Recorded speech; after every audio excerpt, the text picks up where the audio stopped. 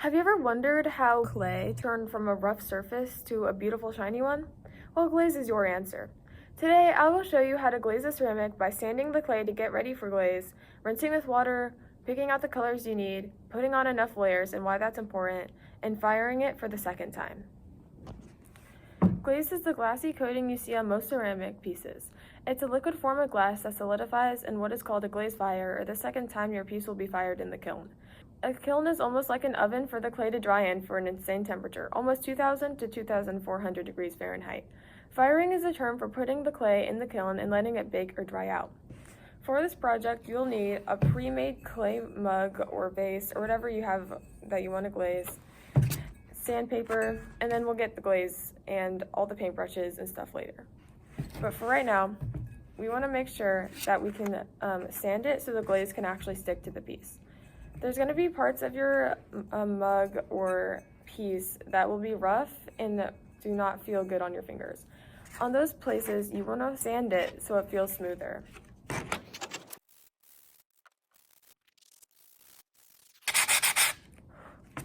Notice how there's lumps and bumps in this clay piece? You want to sand these areas to make sure that they're smooth.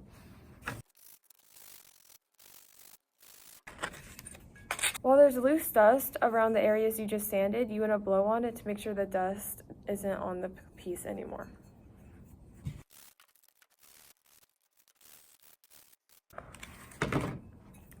When you're done sanding your piece, you'll want to rinse it out with water to make sure all the dust is actually off from the clay so that the glaze can stick way easier and it won't shiver off in the kiln. Putting too much glaze on can cause it to shiver. Shivering is when the glaze breaks off from the clay, so it won't attach and it'll just show bare spots of the clay rather than glaze being on it. You'll want to rinse it with water and put it all around the clay, so it's like washing a dish. Just put water all around it and take it out and wait for it to dry.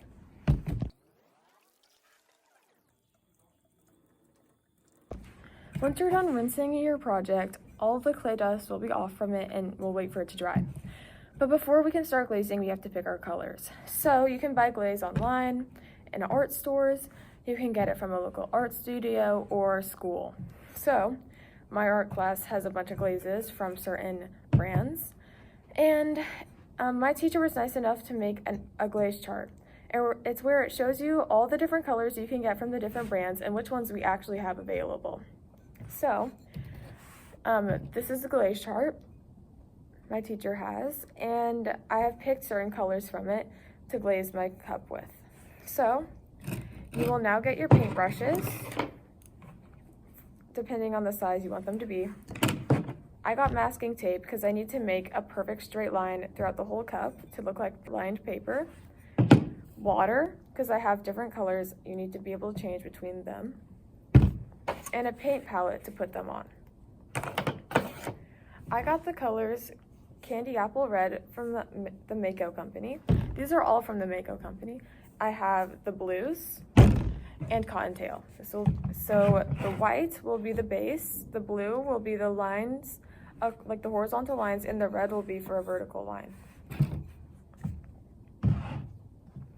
So first, before you use your glaze, you need to shake up the bottle and make sure your hand's actually on the lid so it doesn't go flying everywhere. Glaze will be hard to get out from clothing. You can scratch it off from your clay if you do mess up though. So if I mess up with my white, I can scratch it off from my clay and start over. But if I mess up with a black color glaze, it'll be really hard to get off. You'll want to start with your light colors first. So you first shake it up and pour it into your palette.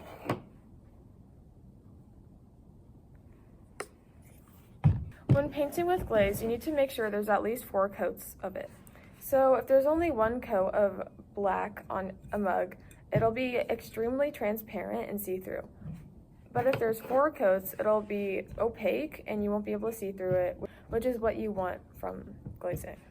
When you're painting with glaze, you'll want to get a huge glob and smear it all around your piece. So with mine, white, it's going to be white all over except for a few lines on the top of it, on the top of the surface. So you'll want to start painting the inside, the outside, the bottom, all around the handle of the color you want it to be, and a bunch of layers. Now that the first layer is done, we have to do this 4 more times. When you're done doing the 4 layers of the white glaze, you can then switch to your darker colors. So I'm going to switch to my blue color so I can paint blue lines across this to make it look like paper. In order to make straight lines, I'm going to use tape, so I can use 2 sides of tape to make a straight line or a straight edge for the lines.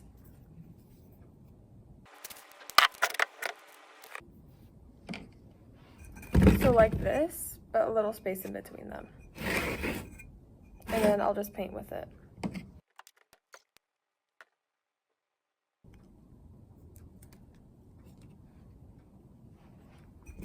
Obviously my line isn't very straight, but you can use your fingernails or a tool to scratch off the extras, or go over with more white paint to get it off.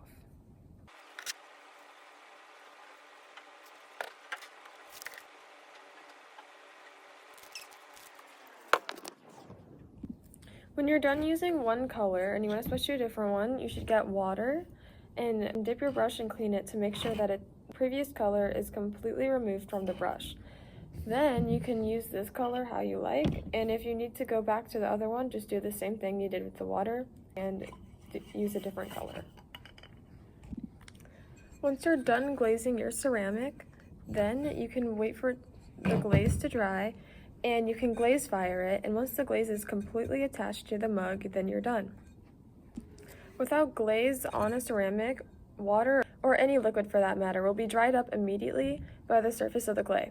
Now, when the glaze is attached to the mug, the surface, it will be hydrophobic, so the water will not dry up and will instead be a perfect material to hold liquids. Now you have a perfect mug for you to drink out of. Thank you for listening.